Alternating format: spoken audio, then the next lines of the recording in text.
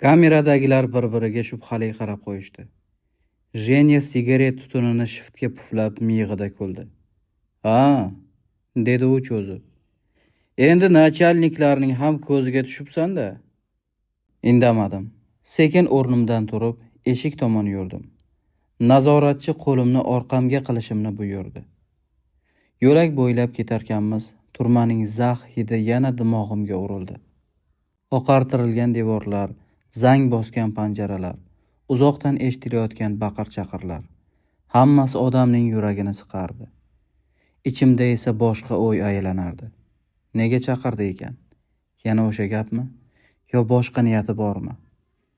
Nazoratchi mayorning kabineti oldida to'xtadi-da, eshikni 2 marta taqillatdi. "Kir." Ichkariga kirdim. Mayor Samaylov odatdagidek yumshoq kursida yonboshlagancha televizor tomosha qilib o'tirardi. Stol ustida qimmat sigaret qutisi, yarim piyola qahva va qandaydir hujjatlar sochilib yotardi. Meni ko'rishi bilan televizorni o'chirib, asta o'rnidan turdi. "Keldingmi, Sharipov?" dedi u sinchkov tikilib. "Qani, o'tir." Men indamay kursiga cho'kdim. Mayor bir muddat gapirmay turdi. Go'yo meni ich-etim bilan o'qiyotgandek tikilib qarardi. "Xo'sh", dedi nihoyat. "O'ylab ko'rdingmi?" "Nimani?" "O'zingni bilmaganga olma. Men aytgan gapni." Sigaret qutisini menga surdi. Men bittasini oldim, lekin yoqmadim. "O'ylab ko'rdim", dedim sovuqqonlik bilan. "Keyinchi?" "Bu ishni qila olmayman." Mayorning qoshlari chimirildi. Keyin esa kutilmaganda kulib yubordi. "Qiziq odamsan-da, Sharipov. Turmada o'tirib ham g'ururingni qo'yging kelmaydi." "G'ururim qolmasa, mendan nima qoladi?" Bu gapdan keyin u jimib qoldi. Stol chetiga suyangancha menga uzoq tikildi. "Bilasanmi?" dedi past ovozda. "Bu yerda 2 xil odam yashaydi. Biri boshqalarning oyog'i ostida emaklaydi. Ikkinchisi esa kallasi bilan yashaydi. Men seni ikkinchi toifadan deb o'ylagandim. Balki shundaydirman, lekin sotqin emasman." Mayor kulib qo'ydi. "Hamma ham boshida shunday deydi." Shundan keyin u kabinet bo'ylab aylana boshladi. "Maratovning o'limi haqida nima deb o'ylaysan?" dedi birdan to'xtab. Men yelka qisdim. "Bilmayman. Men esa bu oddiy o'lim emasligini bilaman." "Turmada gap tez yuradi, Sharipov. Sen esa odamlarning ichiga kirishni bilasan. Kim nima deyayotganini eshitib yur. Kerak bo'lsa eslab qol. Bir kun asqotadi." Bu safar javob bermadim. To'g'risi, mayorning gapi mantiqsiz emasdi. Turmada har qanday ma'lumot qurolga aylanishi mumkinligini yaxshi bilardim. Ammo men uning odami bo'lib qolishni istamasdim.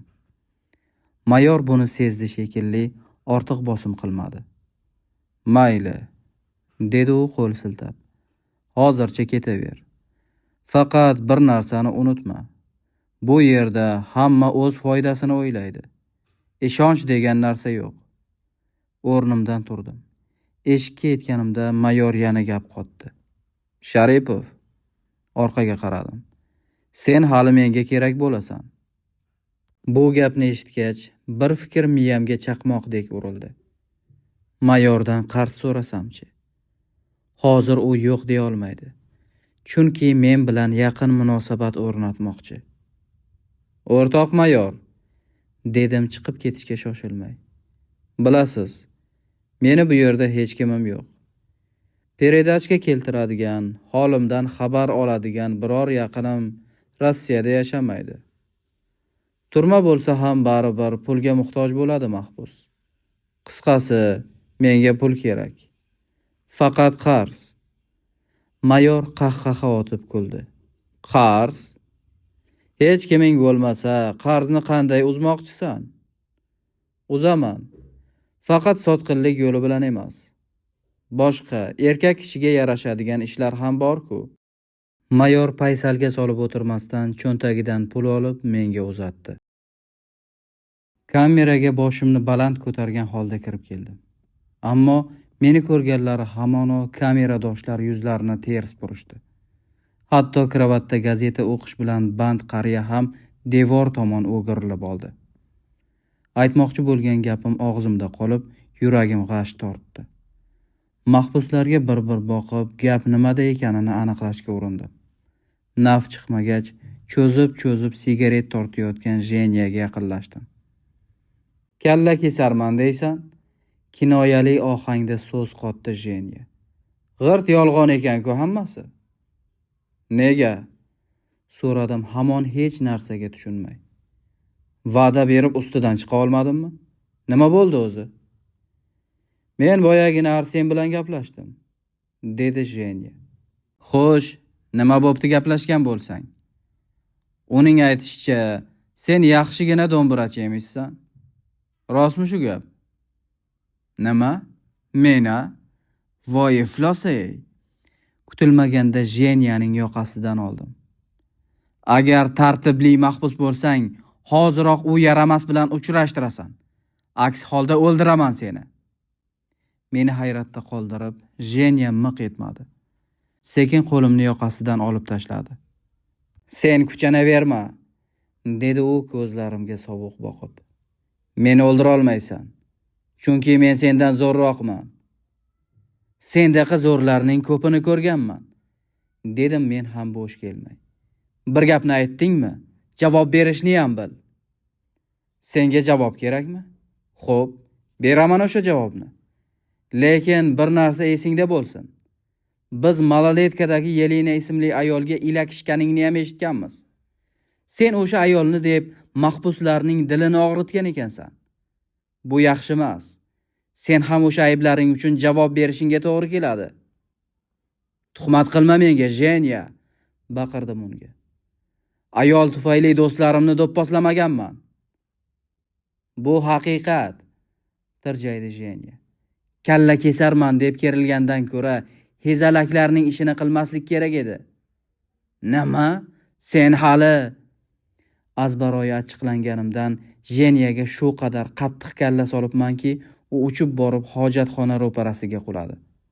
Hali o'zini o'nglashga ulgurmay ustidan bosib oldim va bo'g'a boshladim. O'ldiraman, ko'rsatib qo'yaman senga. Qolgan mahbuslar orqamdan mahkam quchoqlab meni nari tortishdi. Jenya esa xirillay o'rnidan bazo'r turdida gandiraklab borib kranda yuz qo'lini chaydi. So'ngra hech narsa bo'lmagandek yonimga kelib o'tirdi. Baribir yoshsan-da, dedi Jenya zarba tushgan joyini silab. Sal bo'lmasa o'ldirib qo'ya yozding-a. Xo'sh, davom ettiramizmi? Atayin so'radim undan. Yo biroz nafas rostlaysanmi? Qo'ysangchi. Jenya zo'rma-zo'raki jilmayib bosh chayqadi. Senga tenglashib bo'larkanmi? Undan ko'ra ayt, ziyofat qachon bo'ladi? Ziyofatdan oldin hammang bilib qo'y. O'rnimdan turib mahbuslarga qarata qichqirdim. Agar yana bugungi gap so'zlar takrorlanadigan bo'lsa, hech biringni ayab o'tirmayman. Tushundik. Hamma uchun javob qildi Jenya. Bugundan boshlab kamerani sen nazorat qilasan. Tan berdik. Bo'ldimi? Bu gaplar garchi kinoyaga to'la bo'lsa-da, e'tibor qilmay, sekin borib Jenyaning ko'rpalarini kravatdan olib tashladim-u, birinchi qavatga, pardali kravatga o'zim joylashdim. Shu kecha so'zimda turib, kameradoshlarni siyladim. Hammaning kayfi tarang bo'ldi. Jenyadan mayor Maratov o'limi to'g'risidagi ba'zi ma'lumotlarni bilib oldim. Samaylov uchun ma'lumot to'plamasam-da, o'zim uchun bilib qo'yishim kerak edi. Ehtimol bu ma'lumotlar vaqti kelib as qotib qolishi mumkin.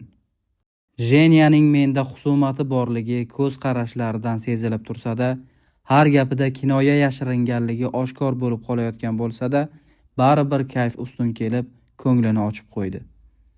Aytishicha, unga prokuraturadagilar yordam berib yuborishgan ekan. Mayorning o'limida aynan kimning qo'li borligini ham bilarkan. Biroq aytmadi. Ertalab eshik ochilib, nazoratchi kirib keldi va chiqishimni buyurdi. Yo'lakda ketib borarkanmiz, meni 50-kameraga chaqirishganini aytdi. Qanaqa kamera u? So'radim nazoratchidan. O'mi? 50-kamerada senlarning bratvang turadi. Ismi Tolya. Qolganini borganda bilasan. Tezroq yur. 50-kamera turmaning butkul boshqa tarafida ekan. Tor yo'laklar bo'ylab 150 metrcha yo'l bosdik. Manzilga yetguncha 4 ta eshikdan o'tdik. Nazoratchi nihoyat yo'lak oxiridagi kamera eshigini taqillatdi. Darcha ochilib, kimningdir boshi ko'rindi. Nazoratchi meni turtkilab ichkariga kirishga undadi. Kirdim. Kamera poliga gilam to'shalgan. Bir yonda divan, bir yonda telefon qo'yilgan. O'rtada plastik matodan yasalgan stol va kursilar. Uzun bo'yli, ikki bilagiga turli tatuirovkalar chizib tashlangan. Qayrilma lab, qalin qosh, chamasi mendan sal kattaroq yigit divan biqinidagi orom kursida o'tirib qahva ichardi. Nega qotib qolding? Mensimagan ko'yi tikilib so'radi u. Qani, o'tir. Ko'rsatilgan joyga cho'kib, yigitga savol nazari bilan boqdim. Meni bilasan-a? Dedi u menga qo'l cho'zib. Ismim Aleksandr. Nega chaqirtirding? So'radim toqatsizlanib. Senimi? Bilasanmi? Turmadagi qilib yurgan ishlaringdan xabar topgach, menda bir fikr tug'ildi. Qanday fikr? Buncha shoshqaloqsan. Mabodo odam o'ldirish desamchi? Qo'limdan keladi. Ammo men tekinga ishlamayman. O, zo'rsan-ku, kuldi Aleksandr. Menga hali hech bir mahbus bunday shart qo'ymagandi. Mayli, baribir g'ururing balandligiga qoyil qoldim. Haqiqiy erkaklar shunday bo'lishi kerak. Xo'sh, qancha so'raysan? Meni sinab ko'rmoqchimisan? O'g'ri boshligingni, turmada, ko'chada obro'ying kattaligini yaxshi bilaman. Men ham seni boshqalardan kam hurmat qilmayman. Shunday ekan, sen bilan savdolashib o'tirishga haqqim yo'q. Ana endi o'zingga kelding, Murod. Aleksandr o'rnidan turib yelkamga qoqdi. Senga o'xshagan panyatkali mahbuslarni men ham qadrlayman. Ishon, agar men bilan ishlasang, va'da beraman. Shaharda shaxsiy kvartirang bo'ladi. Bilaman, sening uying yo'q, shundaymi? Shu ikki og'iz gap yuragimni timdalab o'tdi. Bir necha soniya ichida yaqin o'tmish ko'z o'ngimda gavdalanib, vujudim muzlab ketdi. Bevatanligimni sen ham yuzimga solmoqchimisan? Dedim Aleksandrga sovuq tikilib. Nega unaqa deysan? De Aleksandrning biroz jahli chiqdi. Buni uning ikki yuzi qizarganidan fahmlash mumkin edi. Men ham osmondan tushganim yo'q. G'irt yetim o'sganman. Ko'p qavatli uylarning yerto'lalarida uxlab umr kechirganman. Xo'p, endi bu yog'ini eshit. Aleksandr biroz sokin ohangda davom etdi. Eng yaqin do'stimni fohishalardan biri mentlarga sotib qamatib qo'yibdi. Men fohishaning kimligini bilaman. O'shani kunini ko'rsatishimiz kerak. Mayli, lekin qanday qilib? Turmada bo'lsak. Murod.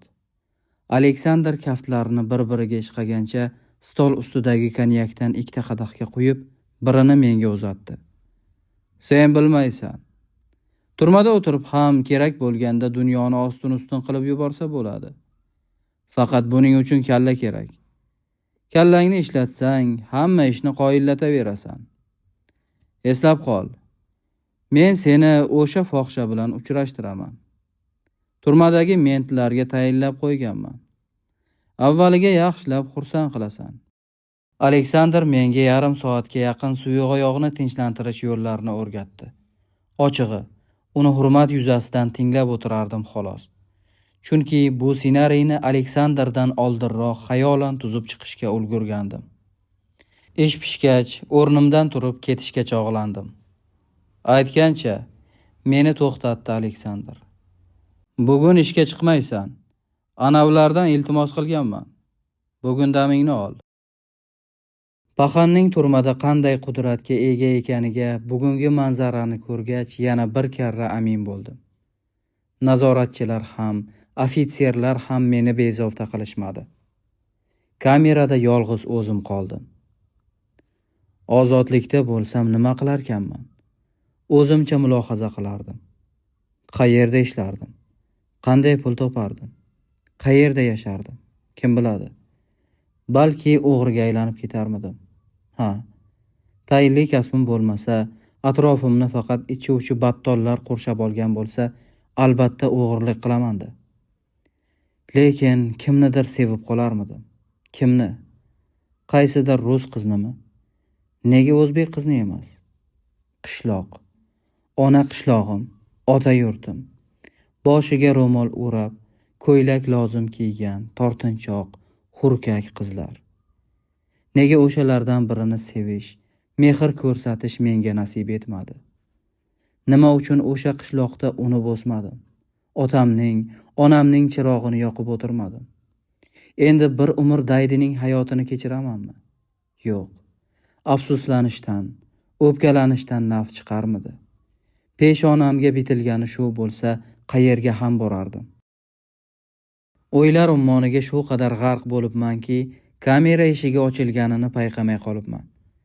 Taqirlagan ovozdan seskanib o'rnimdan turdim. Ne ko'z bilan ko'rayki, qarshimda Arsen ma'yus jilmaygancha qarab turardi. "Salom, bratva", dedi u nazoratchi eshikni tashqaridan yopgach. "Kutmaganmiding?" Men u bilan ko'rishishga shoshilmadim. Bir necha soniya ichida yaqin o'tmishdagi voqealar xayolimdan o'tdi. "Senimi?" so'radim ko'rpasini bo'sh kravatlardan biriga tashlab, men tomon qaytgan Arsendan ko'z uzmay. "Kel do'stim, o'tmishda bo'lgan ishlarni unutaylik", dedi Arsen yelkamga qo'lini qo'yib. "Hammamiz ham xomsut yemgan bandamiz. Bilib bilmay xato ishlarni qilib qo'yamiz. Qara, biz tag'in uchrashib turibmiz. Xo'sh, xursandmisan?" "Albatta xursandman", javob qildim jahlimni oshkor etmaslikka tirishib. "Bir kamerada yasharkanmiz. Bu yaxshi-ku. O'shanda meni yomon qilding", dedi Arsen bosh chayqab. 10 kungacha komada yotibman. Zo'rg'a qaytarib qolishdi. Buni hozircha gapirmay tursang ham bo'ladi. Arsenni tinchlantirgan bo'ldim. Hali bratvalar kelsin, tanishkin. Undan keyin yakkama-yakka gaplashib olamiz. "Demak, kechirmabsan-da", ko'zlarimga umidvor boqib so'radi Arsen. "Shunchalik iching qorami?" "O'shanda bilasan, Arsen", gapni kalta qilib o'rnimdan qo'zg'aldim. "Hozir damingni ol. Charchagan ko'rinasan." U norozi bosh silkitgancha kravatiga chiqib yonboshladi-da, devor tomon o'girilib oldi.